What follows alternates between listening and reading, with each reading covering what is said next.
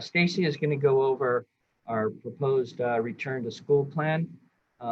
Just so everyone knows, everything is always subject to change in that,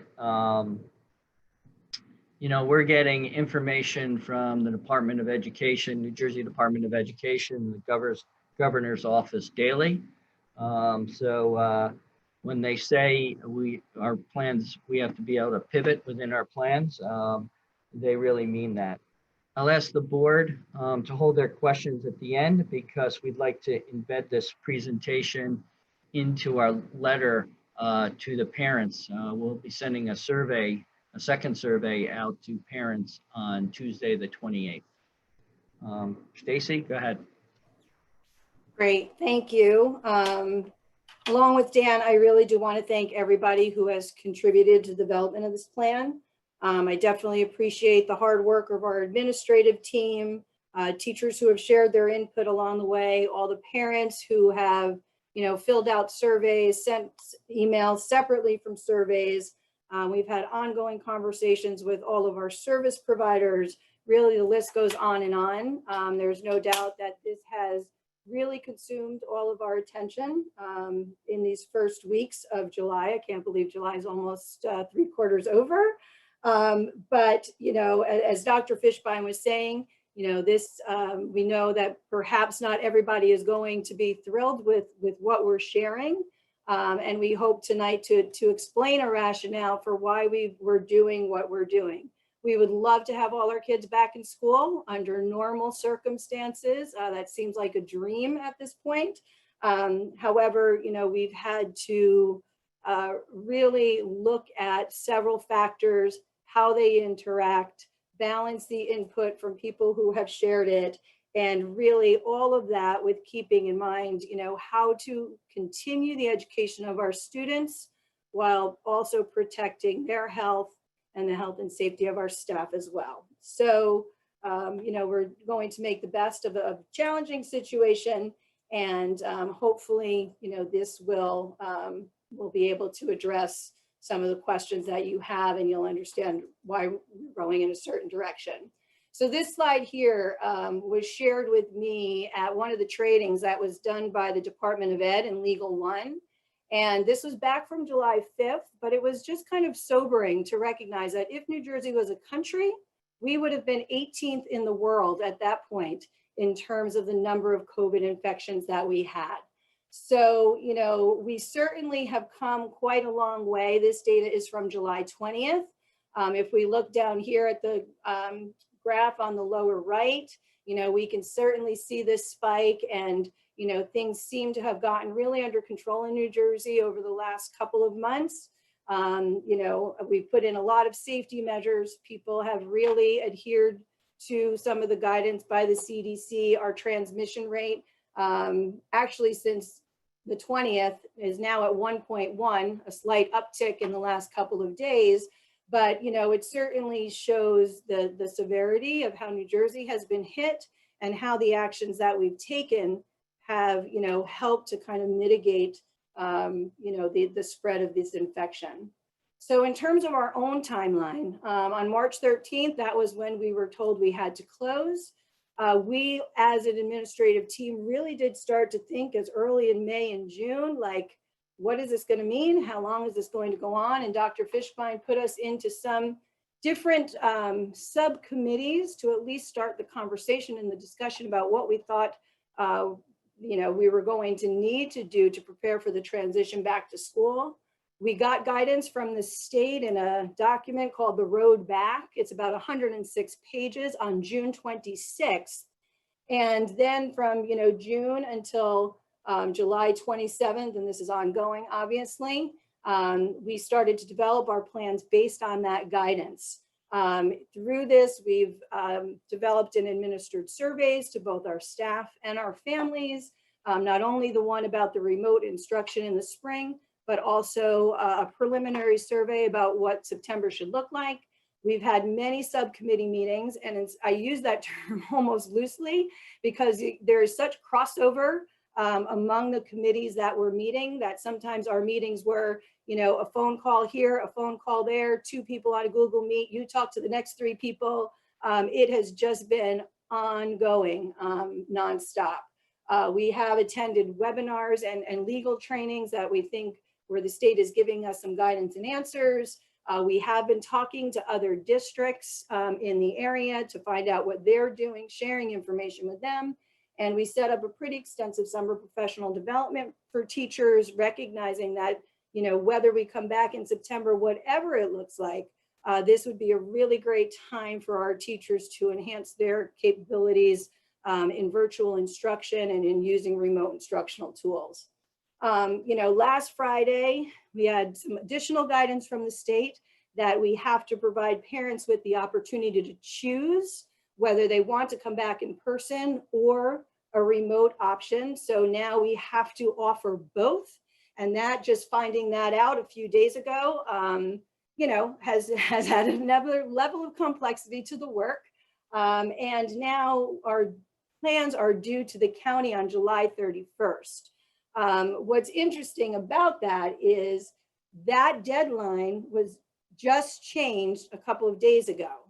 And the reason why it was changed is because we still do not have anything from the state that tells us what we have to include in our plan. We do not have any template. We do not have any checklist. We don't have any guidance from them of what they expect to see in our plans yet. But at the same time, we're required to tell our parents 4 weeks in advance of the start of school of what that's going to look like. So, you know, as Dr. Fishbein was saying, this has been a day-by-day development of us responding to what is being shared from the state. And, you know, I'm pretty sure that it's going to continue to change through August. And we just have to be nimble and, you know, stick to our overall goal, which is to make sure we have an educational program in place that allows our kids to continue to learn, but also meets the health and safety standards that we know are going to keep this virus at bay in New Jersey. So, you know, this is the document that the New Jersey Department of Education put out called The Road Back. As I said earlier, it's about 106 pages. It's broken down into 4 areas. And within those 4 areas, you can see here, there's 10 critical areas of operation that they name that we have to examine, look at, you know, take into consideration as we develop our plans. You know, so you see them all there. I'm sure none of them, you know, are a surprise. And while what's in there is there are descriptors and some indications about what they recommend you do, a lot of the decision making is left to the local decision makers, right? So these are the 10 critical areas that we're going to see having to be worked into our plans. So then what we did was we took our subcommittees and we took those 10 critical areas and we sorted them out to where the responsibilities seem to make the most sense in terms of how to address all 10 of these areas. So these are our committees. This is how it was broken out. You'll see some additional responsibilities that the committees took on as well, things that we considered important that we knew we would have to address just in terms of, you know, practical operations. So that was what, you know, and these groups continue to meet and work and overlap and have conversations, like I said, daily. In addition to that, you know, as we've been working more globally, I guess you could say at the K-12 level, we recognize that our school committees are also going to have some very important roles to play that are building specific.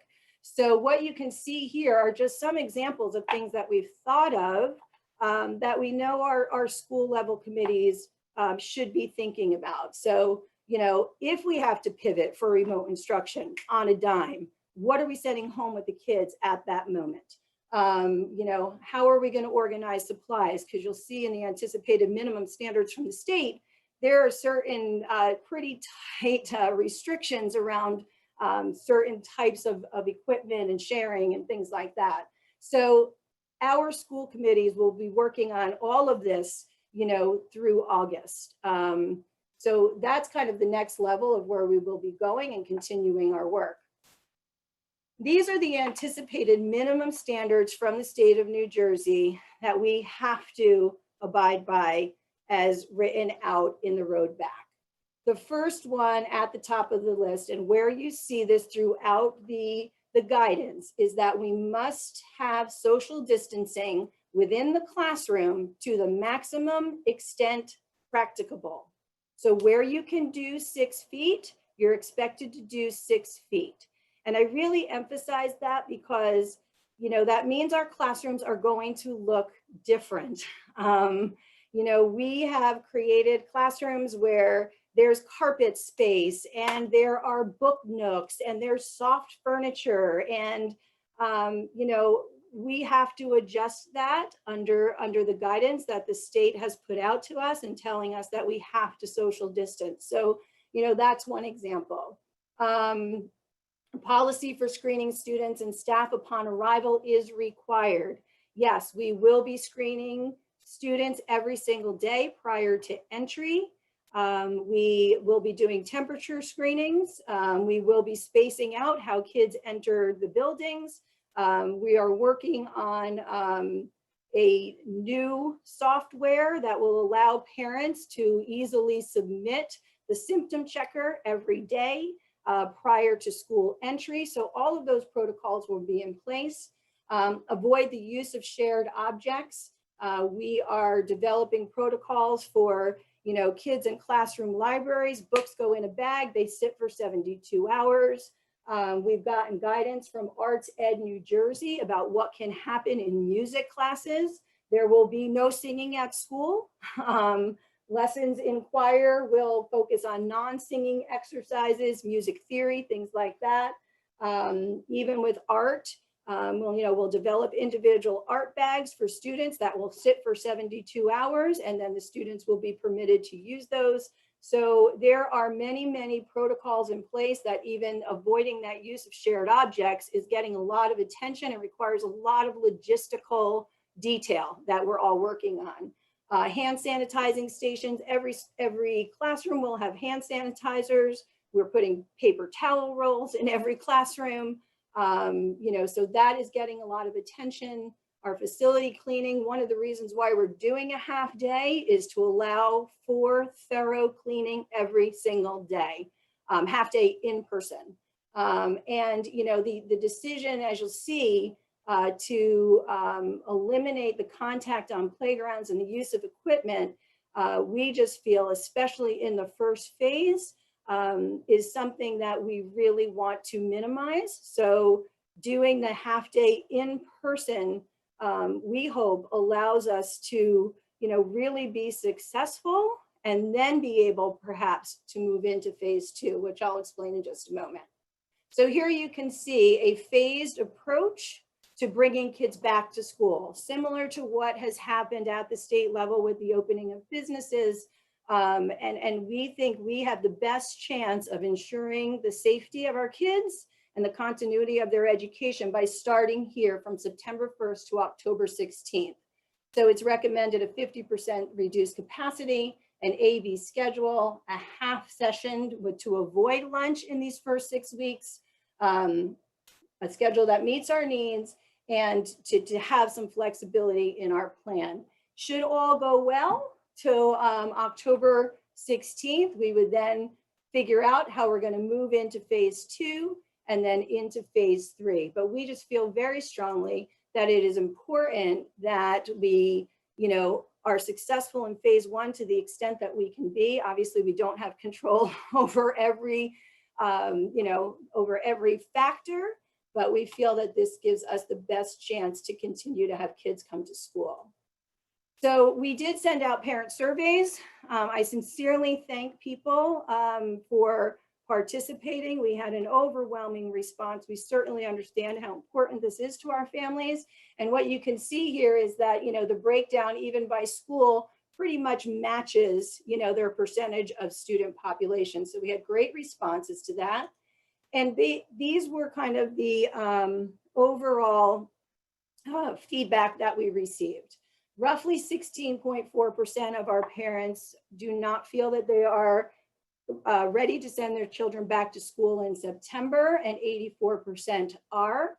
And if we look at the options here, alternating A/B half days with half the students, that seemed to be a little bit more popular among our parents as opposed to the AM/PM sessions.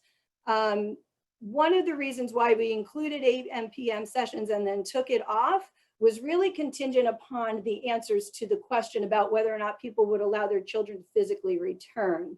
You know, we had heard from other districts that, you know, they were getting 55% of their parents saying they're not sending kids back, 35% of their parents saying they're not sending kids back. So once we realized how high our numbers were and looking at what our parents slightly preferred, those two factors together kind of led us to the decision that was made, in addition to what we heard from our teachers as well. And the other factor that played into this is busing. You know, there are smaller districts around us that do not have the transportation needs that we have as such a large district. And so roughly, you know, 16 to 17% of our students ride the bus. About half our parents say they would have kids ride the bus, and half said they wouldn't, right? So, you know, if you have a 56 passenger bus or whatever, we're looking at, you know, 27, 28 kids on a bus now.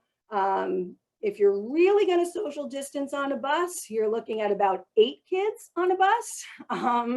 And, you know, trying to work that into the AM/PM, it just became overly complicated and challenging. And transportation was really, you know, a very big factor for us to consider as such a large district.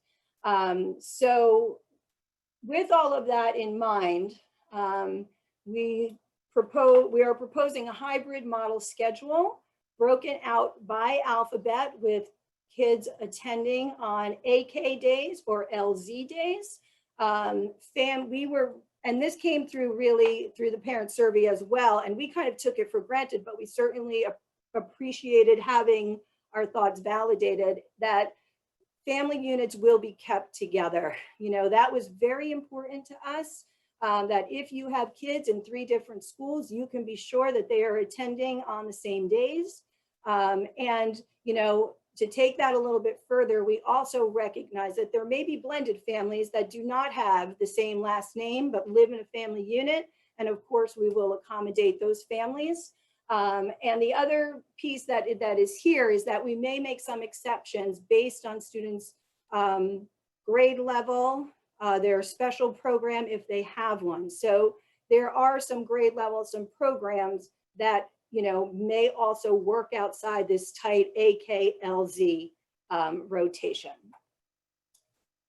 Okay, so moving forward, the elementary hybrid schedule has students coming for in-person learning one day, and then obviously at-home learning the second day, right? So they will be in-person live from 8:20 till about 12:45, or they can arrive at 8:20. Instruction starts 8:45 to 12:45. These core subjects here will be reading, writing, math, maybe word study, social studies, science. So they will have 4 hours of instruction at home, and then the elementary students will go home.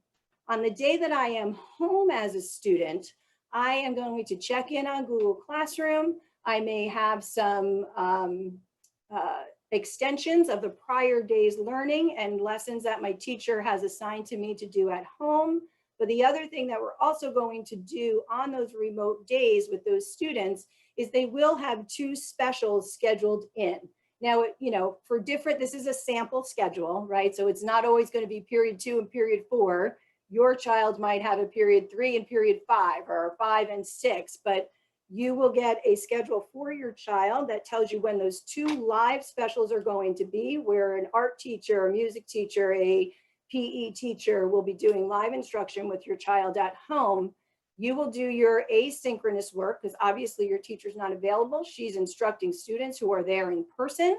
However, at the end of the day, on the remote day, your classroom teacher will come in live and check in with you, see what questions you had, get you ready for the next day, maybe do a little bit of pulling of a couple of kids if they have questions, things like that. So that way, even on the remote days, the child still has that check-in with their classroom teacher, as well as 2 other live contacts with a specials teacher.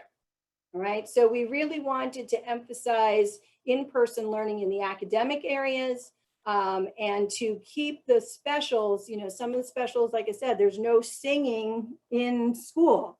So let's take that and do that at home live with the chorus teacher. But we don't want those experiences to get lost either. So that's what an elementary hybrid schedule would look like. And if we're looking at the fact, should we go all remote or parents choose all remote, this is what we would do if we had to pivot, right?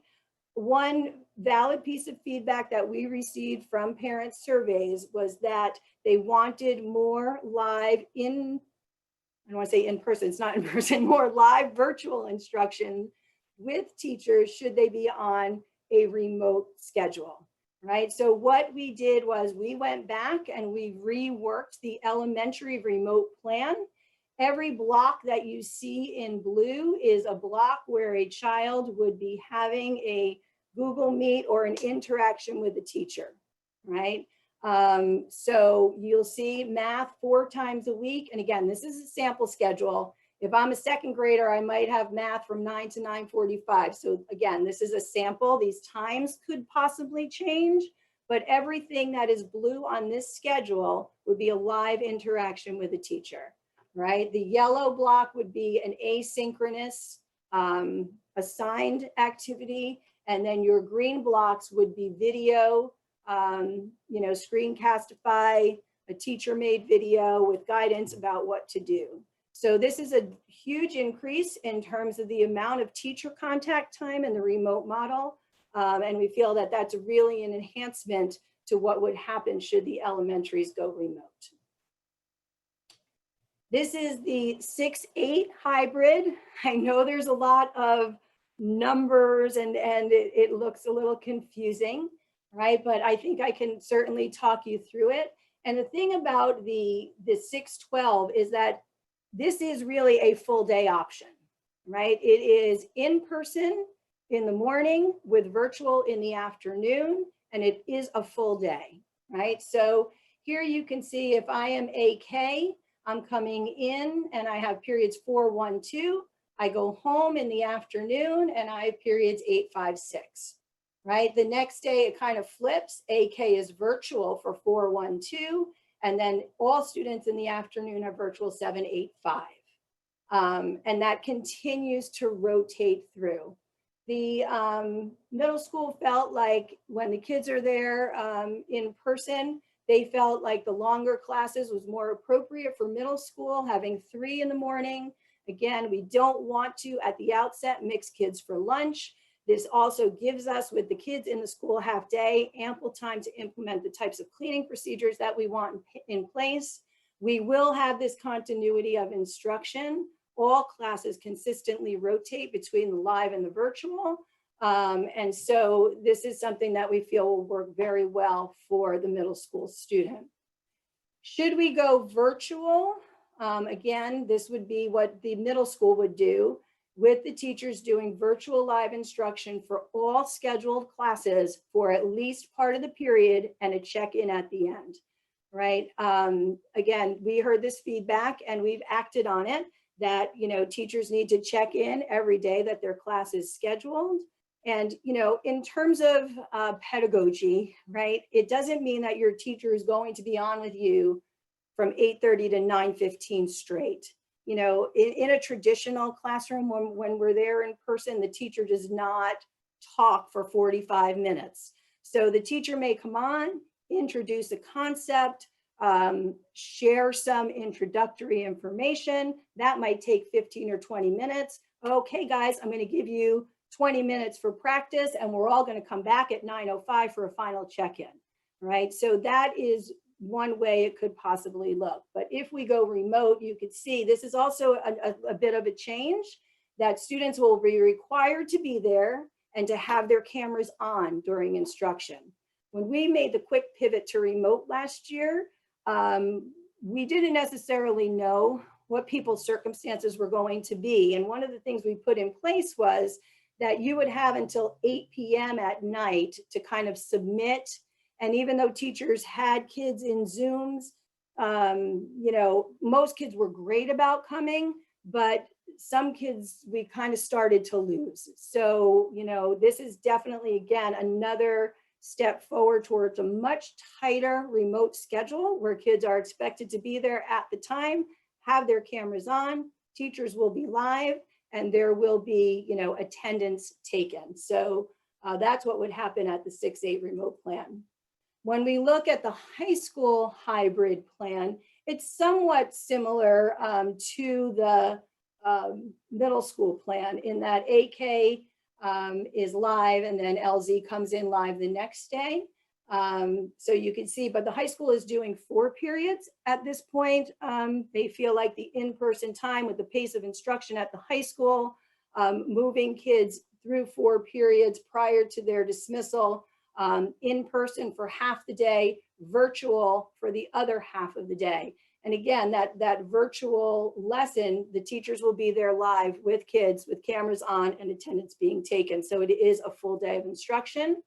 Again, no lunch. You know, we really want to make sure that this first 6 weeks works and that everybody adjusts to the protocols, you know, and this was on the others as well, but you know, to come back like full day and expect kids to wear masks for eight hours or so, even if there is a break for lunch, you know, we'd like to give them a little bit of time to transition into that. Should we, you know, should that be the case?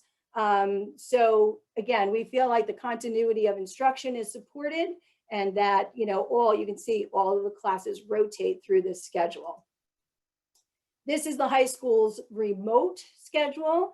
And again, similar to the middle school, the teachers will do live virtual instruction in each of these periods from 7:45 till 3 o'clock, where they have to be there for at least part of the periods. Kids will be expected to have their cameras on when the teacher is instructing, and attendance will be taken in real time. So that's very similar to what I shared at the middle school and will be a full day of virtual instruction. So that's the high school's remote plan. And, you know, we have been doing so much to prepare for this return back to school. We have over 300 teachers participating in summer professional development, either working on the revision of units to accommodate a hybrid schedule where they can more effectively blend synchronous and asynchronous activities, improve their skills with virtual instruction, think about different ways to do assessments with students and to give students feedback. So that is definitely happening. Our K-5 elementaries are really focusing on putting more instructional tools in their tool belt for remote instruction and figuring out, again, how to blend those, what's best to use where and why. And in addition to that, you know, we certainly recognize that kids coming back to school some of them are going to have a tougher time, and we recognize this. And Lauren DePinto has been working, ran 2 different types of sessions for our counselors, our guidance counselors, our CST members on trauma-informed care and building relationships in virtual settings. So, you know, we are using our summertime, and I really applaud our teachers who have taken advantage of this opportunity so that they feel, you know, ready to come back in September, regardless of what the situation is, and come back ready to greet our students and get them ready to learn. In addition, you know, we have also made a prioritized list of what we feel the tools are from our experience in the spring and from what we heard from our staff, the surveys we did there, you know, which tools really rose to the top as ones that are most effective with students in a virtual environment. And here's just some examples. You know, we are going to have Chromebooks as well for our K-1 students. We are upgrading what we get with our G Suite Enterprise. You can see even it includes attendance reports for Google Meets, which makes attendance in class much tighter. We're purchasing RAS Kids and Learning A to Z. Kami is one where you can annotate PDFs virtually with much greater ease. So these are just the tools that, we have made a commitment to purchasing and helping our teachers learn so that they can be effective in the classroom. Some other considerations and things that people have asked questions about. Some of our students who are enrolled in self-contained special education programs will be coming to school in person every day for a half day. We really felt that this was of critical importance for those students. So those students will be with us every day for a half day. And Alpha Best will run before and after care for students on days when the students were going to attend. So, if my name is Mary Adams, I'm coming to school on AK day. I may attend Alpha Best on AK day before and after care. So parents can know that when their children are scheduled to attend in-person school, they may also attend Alpha Best for before and after care. Alpha Best has been in consistent communication with Antoinette about their protocols, about the spaces that they will use. They will be following the protocols that are set for their type of program. We do have our large use spaces in our schools that kind of accommodate these students to stay for the half day, the remainder of the day. And they are also committed, to making sure that, they are able to meet the needs of these families on the days when their children will be in school. So where we're going from here is that a second parent survey will go out on Tuesday, the 28th, after we do this presentation again on Monday, the 27th. We will include a link to the recording of this presentation. We're also developing a parent FAQ that will address in greater detail certain things like entry and dismissal procedures, what the nurse's office is going to look like.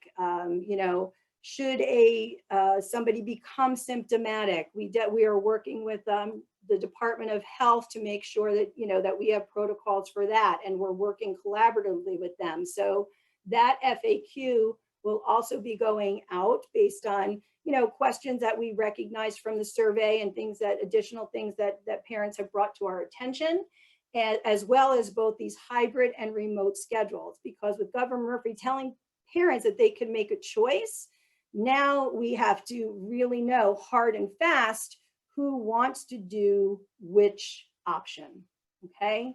So it's really important that we get these survey results and begin to analyze them right away. We also have to send a staff survey because there are certain high-risk health conditions, for example, that may preclude some teachers from coming back to work. There are certain laws around family care leave, the Family Medical Leave Act, for example, that may may have teachers also requesting family leave. So we've got to bring all of this data together and start to plug things in where they work and where they fit.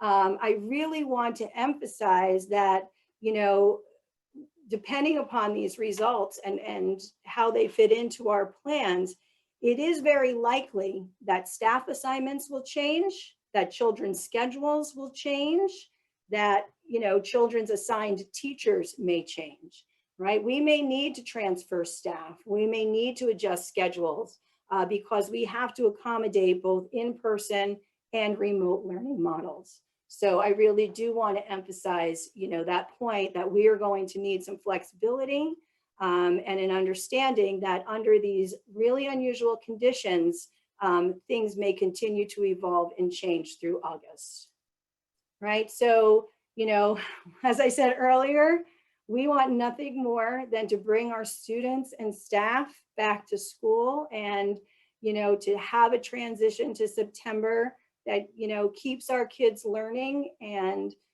we hope that everybody will, wear a mask, keep social distance, and stay safe so that we can implement phase 1 of our plan for these first 6 weeks, evaluate where we are on October 15th, and then move forward in a way that is best for our children. Thanks. Thank you, Stacy. As you can see, there's been a lot of work that has been done, and there's still a lot of work that needs to be done. But I think we do have a sort of a very good, strong skeleton, and we'll put sort of meat on the bones through the next few weeks for the start of school.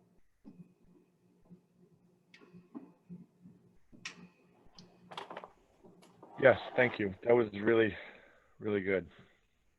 I know there's a lot of people that have questions.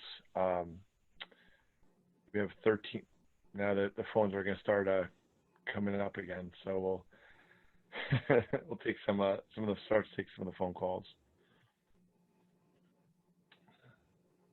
Mr. Emmer, do you want?